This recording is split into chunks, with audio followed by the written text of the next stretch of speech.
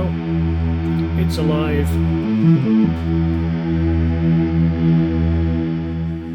Currently got the Bob Grieb Tauntek MIDI board in there. Unfortunately, I won't be able to use that because it doesn't fit.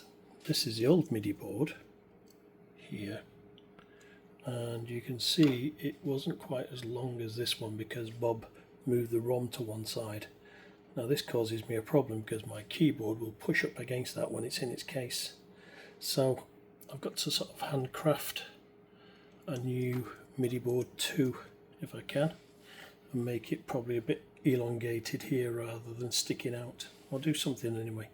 So well, that's my original handcrafted MIDI board from 1985, 1986.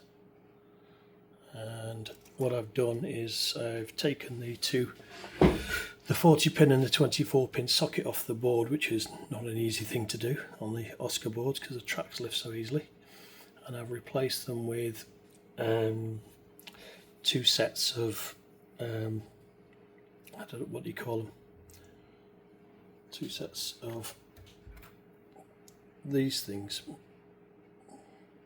can't remember what they're called now, and that means I can fit the Tauntek MIDI board in to test it, and it works fine. And I've removed the modification, which was this board, which gave me an auxiliary in, which I don't really want. I wanted the Oscar to be standard, and it also actually added an extra pot. I didn't realise until I looked at it carefully, but you can see that pot there is out of alignment with all the others, and basically the guy who restored it drilled that hole in and put a pot in there to use as the auxiliary in level. I did find it quite strange, but anyway, that pot won't be used anymore and it'll be back to normal. I'll leave it there because I don't want a big hole in the top of the synth. I'll probably end up replacing all these green pots because they seem to be a little bit flaky. So I've got several of them to replace, and the pitch bend controls are also fairly poor and flaky as well. I think I need to replace them. They're not very good. They seem to be very jumpy. But other than that, it's back to normal now. So look at that for a power supply. I'm not sure how much of this is me and how much of this is the original, is the restorer, sorry, from how many years ago. I don't remember doing such a job on the power supply.